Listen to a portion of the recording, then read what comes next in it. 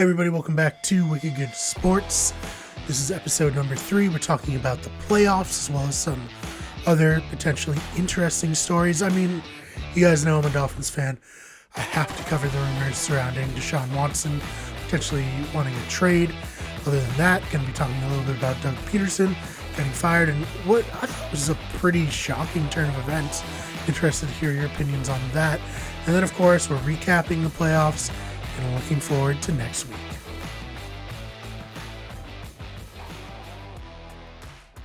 So, like I said in the intro, I need to talk about this very interesting story coming out of Houston, where Deshaun Watson is apparently not happy with the fact that he was not consulted or at least involved in the process of hiring a new GM.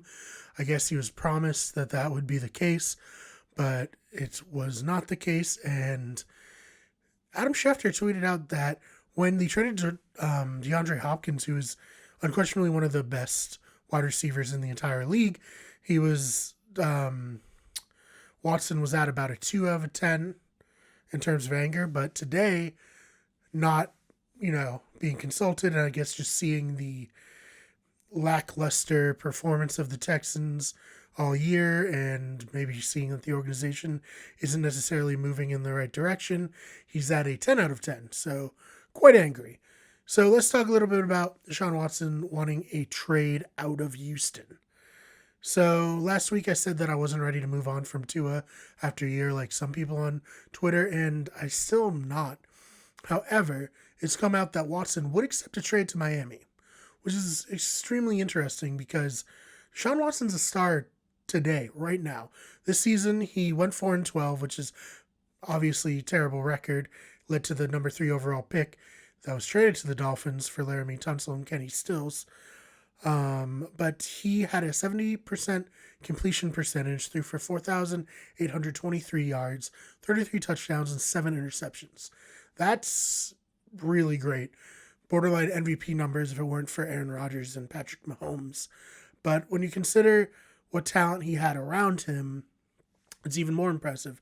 You have the often injured Brandon Cooks, Will Fuller, who was just looking pretty good but got suspended for PEDs, Kenny Stills, the aforementioned former member of the Miami Dolphins, who was part of the Laramie Tunsil trade, who, let's be honest, I like Kenny Stills. He's in the twilight of his career, and he was actually released during the season.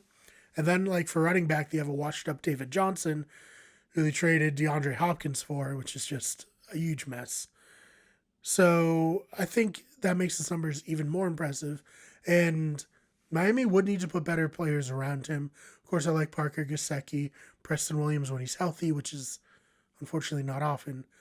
But I think he could really elevate the team in a way that Tua, just at this point in his career, can't. Basically, I put it like this. We're all hoping that Tua is going to turn into a superstar. But Deshaun Watson, at 25 years old, is a superstar right now. And what would it take to get him? I mean, they're not trading Watson for Tua straight up if they're trading him at all. It would probably take Tua in the number 3 overall pick. At the very least, probably the number 18 overall pick, if not more from the Dolphins. So they have to weigh their options basically versus Watson and whoever they can sign in free agency, which, hey, if they trade for Deshaun Watson now, Miami's going to become a big free agency hotspot, versus Tua, with who they can sign in free agency, and then also with who they can draft at number 3 and number 18. Devonta Smith, I would love to draft at number 3. I think he'd be great, but, we'll see. We'll see about that. This is really a pivotal moment in terms of the Dolphins' future. They were good this year. They were 10-6. However, they really need to get past Buffalo. And with the way Josh Allen was playing this year, just out of his mind, and they need a quarterback who can compete head-to-head with what Josh Allen can do. And it is my hope that Tua will turn into that one day, but I know for a fact that Deshaun Watson is that, if not a bit better right now. So if you're a Miami Dolphins fan, let us know what you think in the comments down below. And we will see. We'll keep tracking this story, see where it ends up. So from talking about the potential of the offseason for the Dolphins to talking about the actual season that's, still happening for some teams. The AFC playoffs, the AFC Wildcard playoffs happened this weekend, and they were a lot of fun. We'll start off with the Bills, who won 27-24, beating the Indianapolis Colts. Josh Allen, first playoff win. That's a huge part of being a starter. It's a huge part of establishing yourself. It goes from, can you get a team to the playoffs? Can you win a playoff game? Can you win the Super Bowl? And he's so far checked off, get to the playoffs, win a playoff game. But that last part, that's of course the hardest part. It was a very interesting game in the sense that the Bills didn't play really as well as they're capable of. I mean, as a Dolphins fan, we all saw how good they can be last week, but they played well enough to get the win. And when you can win sloppy, that's great. I mean, this is the playoffs. A win's a win. It doesn't matter about stats. It doesn't matter about style points or anything like that. On the other side of the coin, you have the Colts, who I thought were maybe going to win on a pretty, I'm going to say, BS call near the end, where it was a very clear fumble, but the refs didn't call it a fumble. Fortunately, they lost because of that. Or rather, they lost in spite of that. Philip Rivers, his career is probably done, certainly in Indianapolis, if not just entirely, which is sad. I mean, it seems like the end of the road for a guy who's a very talented quarterback. Again, 5th all times in touchdowns. He passed Dan Marino this season, but he could never get it done in the postseason, and that's in spite of being a part of some very talented San Diego Chargers teams and a decently talented Colts team this season. So a little sad to say that he never won the big one, but it is what it is. I think he'll get into the Hall of Fame based on stats rather than on Super Bowls, so we'll see about that in the future. Moving on to the Ravens and Titans. The Ravens defeated the Titans 20-13. I thought the Titans were going to win. I thought Derrick Henry was going to have a much bigger day than he did. The Ravens, they shut him down. And I guess I was kind of ignoring the fact that the Ravens are one of the hottest teams in the league. It's a cliche, but they were the team coming into the playoffs that, well, they weren't one of the top seeds. They were the team that you didn't want to play because they were getting hot at the right time. Lamar Jackson, he got it done. He's been in the playoffs the past 3 years, all 3 years of his career. He lost in the first game he played, won to the Chargers, won to the Titans just last year in a big upset. This time, he leads the Ravens to victory. It wasn't pretty in terms of his passing stats, but he is just such a dynamic and explosive player. 2 plays really stood out to me. Obviously, the long touchdown before the half that tied the game up for them. But a really great play near the end of the game where he took off to run, and they're trying to run out of the clock. And instead of going out of bounds, he just waited for the defenders to over pursue in front of him. And he just fell backwards, stayed in bounds, kept the clock moving. I'm so impressed with him, and I'm excited to see next week where that goes. So for the last game that happened this weekend in the AFC, the Browns defeated the Pittsburgh Steelers 48-37. So this is crazy. Let's just get some stats out of the way. Baker Mayfield, first playoff win, of course. The Browns, they win a playoff game for the first time since their reboot in 1999, and the first time overall since 1994, when Bill Belichick was their coach. This is very impressive. I mean, obviously, Kareem Hunt, Nick Chubb played great, but you think about it, the Browns didn't have their head coach. They didn't have one of their best offensive linemen, and they didn't have several other coaches, and they walloped the Steelers from the very beginning. It was 28-0, before you could get off the couch, grab a beer, and come back. This game got out of hand quickly. There was a brief period of time where I believe it was 35-23, where it looks like, oh, maybe the Steelers are going to come back, but the Browns snuffed that out. And I think we can all safely say the Steelers really were the worst 11-0 team of all time. They lost 5 of 6 coming down the stretch. They only beat the Indianapolis Colts with a big comeback in the second half. So they nearly lost their last 6 games. 11 wins actually pretty much got you into the playoffs this year, which is funny that they won that and then stopped winning. But yeah, just an abysmal showing by the Steelers. I'm not going to say I'm sad to see Big Ben go. I'm not a big fan of that guy. Pouncey as well, their center. Looks like he's retiring. So the Steelers have a lot of work to do. They still have a super talented defense, but I mean, finding a quarterback and replacing a Hall of Fame quarterback who admittedly wasn't himself from the past this year, it's a difficult task. And maybe they believe in Mason Rudolph. I don't know. Maybe they'll at least give him a shot. We'll see. They have a window here with that defense where they really need to figure it out and get something done, because windows close quite quickly in the NFL. So moving on from the AFC playoffs, we go to the NFC playoffs. The Rams defeated the Seahawks 30-20. The Rams surprised me. They played extremely well.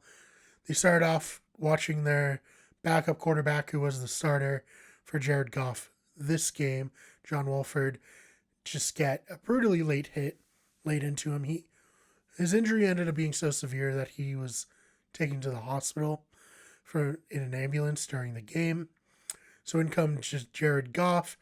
His thumb was extremely swollen. It looked like twice the size of his other thumb, but he got the job done. He didn't make too many mistakes. And I just have to say, like, the Seahawks and Russell Wilson in particular just did not play how I thought they would.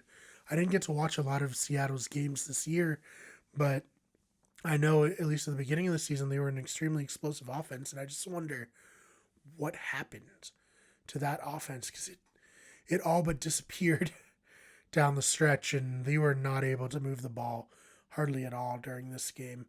It just looked bad. And I mean, a similar thing with the Steelers. Windows are closing. Russell Wilson's not going to be, this talented forever. So we'll see what happens there.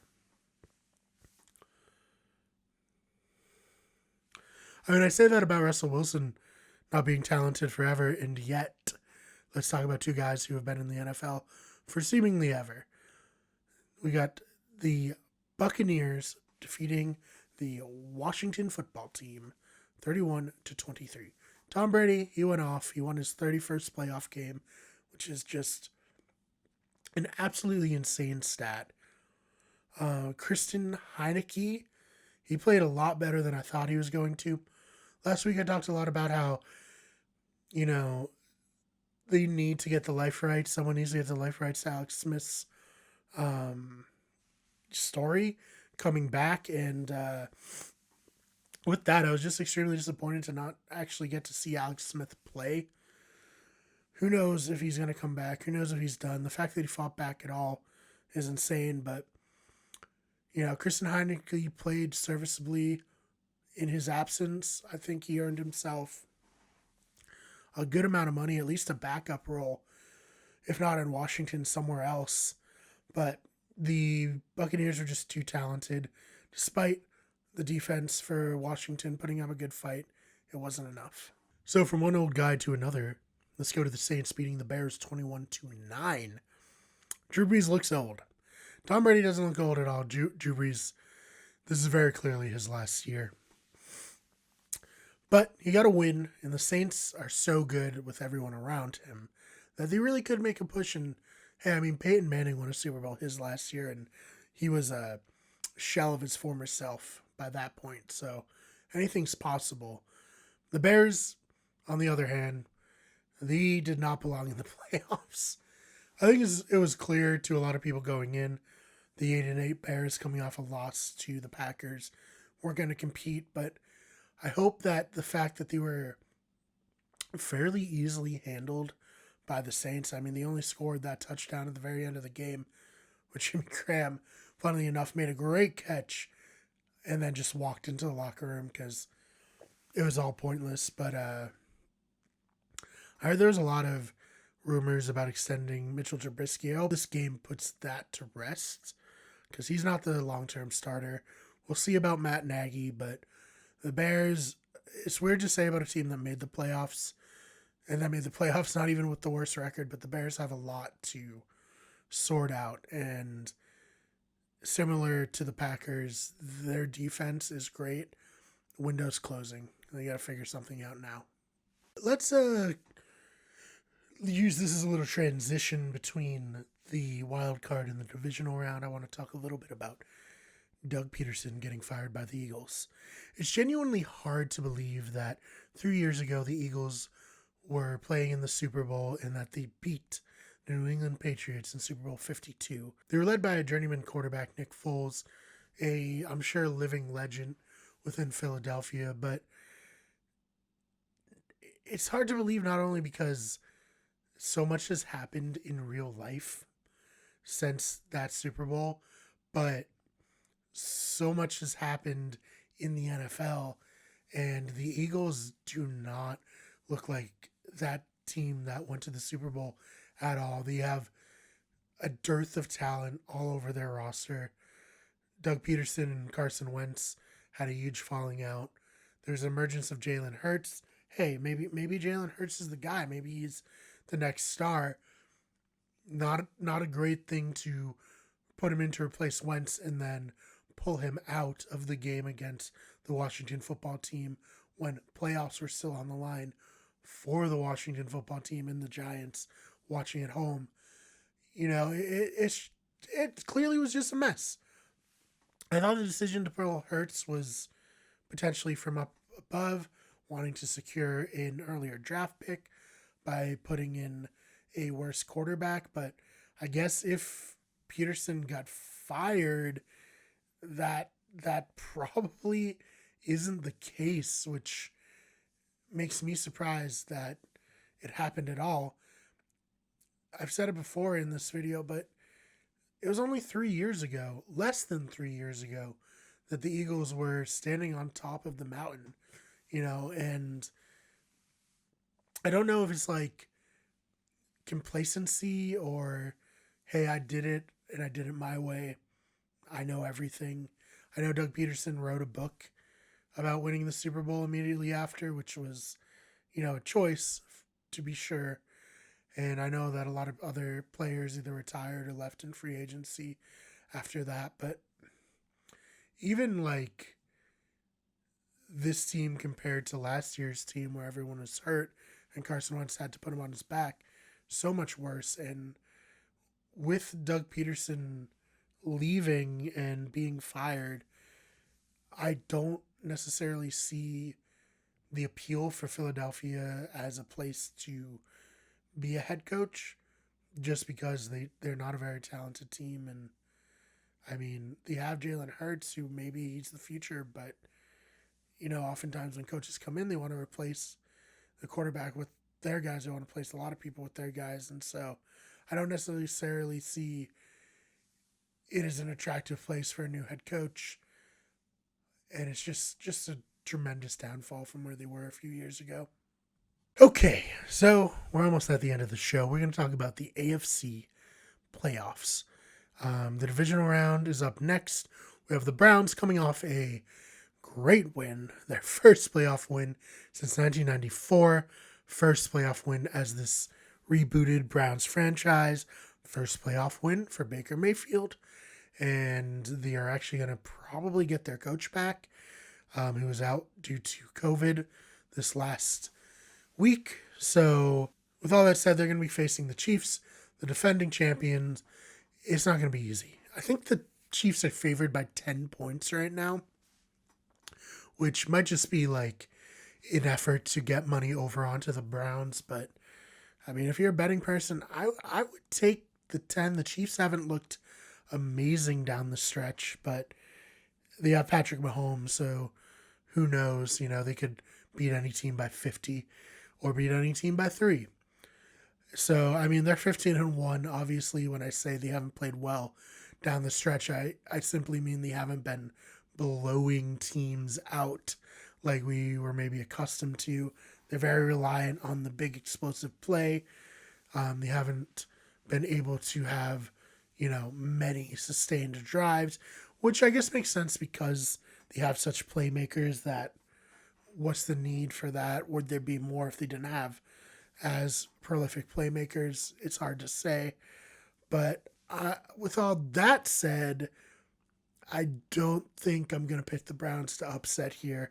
I think where the Browns ended up, it's a pretty magical season. It's great for them. It's a great building block heading forward, but it's hard to pick against the Chiefs. So we'll see. Maybe I'll be wrong. Maybe it'll be a giant upset, which would be exciting. But for now, going to have to pick the Chiefs. Moving on to the Ravens and Bills. This is an interesting matchup. I've been saying I want the Bills and Chiefs to play in the AFC Championship for a few weeks now, and I think that would be the most exciting AFC Championship, especially when you consider that Lamar Jackson hasn't been able to get past the Chiefs, though on the other hand, what a story that would be to beat the defending champions, a team that has caused you a lot of trouble in the past, and to beat them in a game that brings them to the Super Bowl. But they got to get past Buffalo first, and I don't think they will. I think Buffalo's too explosive. I think Lamar Jackson didn't show me that much in terms of passing.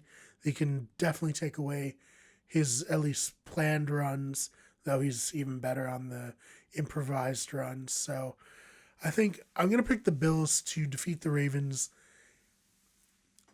by a slim margin, like maybe 34-31.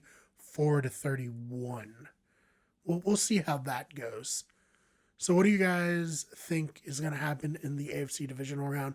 I want to hear your predictions. Leave them in the comment section down below if you're watching on YouTube. So we move on to the NFC playoffs, starting with the Packers and the Rams.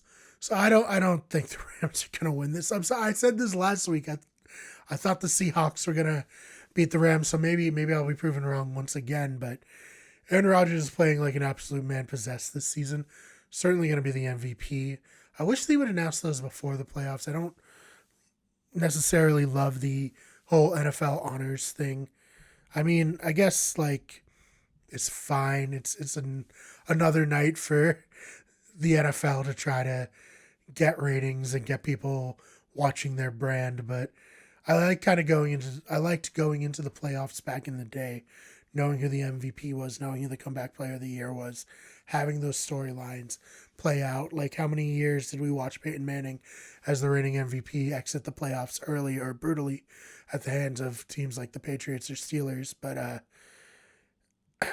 I can't pick against the Packers. I'm sorry. In Lambeau Field with Jared Goff, who has a bummed thumb, John Wolford, who knows? He got rushed to the hospital in an ambulance. It just doesn't seem like there's much hope for the Rams. But that's also what I thought this week, and they held Russell Wilson in check. So maybe, but probably not. So now to the Old Man Bowl. Yeah, the Bucs and the Saints. Very exciting. There were years that we always wished to see Tom Brady face off against either the Saints or the Packers, to face off against Aaron Rodgers or Drew Brees, because that's just exciting. Some of the greatest of all time. And I guess one good thing about him going to the Bucs in the twilight of the career, other than they got out of the AFC East with that, which I appreciated, Tom. I appreciated you leaving, was that we would have the potential to watch him play in some very meaningful games. The problem about this one is the Saints have taken it to the Bucs in both of their games this season. I remember sitting on the couch week 1 after the Dolphins had lost to the Patriots being like, well, at least I have this Tom Brady versus Drew Brees game to look forward to. This should be exciting. And it was anything but. The Saints took it to them. They made it very clear who the favorite in that NFC South was, and that held true all year. Granted, the Buccaneers have been playing a lot better. They really seem to have solidified their offense. They know what their strengths are. They're playing together with a lot more chemistry. So, you know what? Fuck it. I'm going to pick the Bucs to upset the Saints. I'll probably look like a fool but that's okay. That's the fun of these shows, you know. I'm not putting any money on it or anything. I don't really suggest you do either. But yeah, let's say Packers Bucks NFC Championship game. In the last clip, earlier in this podcast, I picked the Chiefs and the Bills to be in the AFC Championship game. We'll see how that plays out. Either way, we're in for an exciting weekend of football. And I hope you'll join us when we do a live stream recapping it all.